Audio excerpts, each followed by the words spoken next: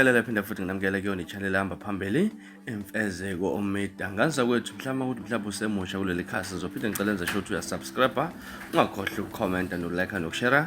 Okuyikhona okukhulu kunakho konke. Nganza kwethu ningathuki ikhasi elidala okanye i-channel elidala i-radio Inkezo sesishintshile to Imfezeko Media. Ningathuka like page lapha okanye i-channel ehackiwe. Enganza kwethu soqhubeka sisebenze ke kuyona le channel ke lapha neMfezeko Omida kuzona ozothola indaba ezihamba phambili ke enganza kwethu ke lapha. Namangabe sibheka ke abashayeli bama-Polo Vivo baluleke ngabakhiqizi bayo bakwa-Volkswagen Group South Africa ngendlela yokupa ukuze ke kuzogwemeka ukuthi ungazihambeli kule ndlela ukutholakala kwenkinga kwi-hand ebrake. iPolo Vivo ikhiqiza feminine enkampani eseKarika eGqeberha Eastern Cape. iVW itshela i-National Consumer Commission ukuthi ke icela bonke abathenga ama-Polo Vivo phakathi kwaFebruary 2025 noFebruary nonyaka ukuba ke bawahambise emagaraji ukuze azohlolwa futhi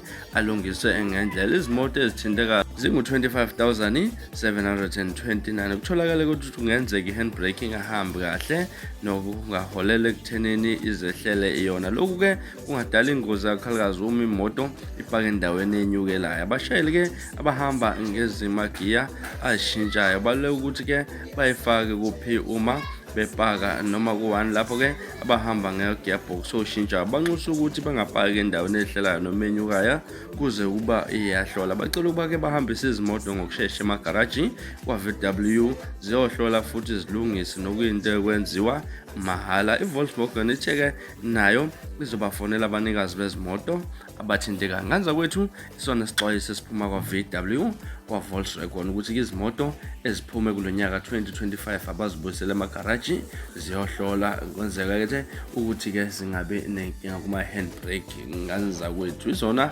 indaba esinibezwe nihamba phambili. Ungakhohlwa ukusubscribe kuleli khasi. Niziphathe kahle nibe nosuku lomnandi sinithanda khona.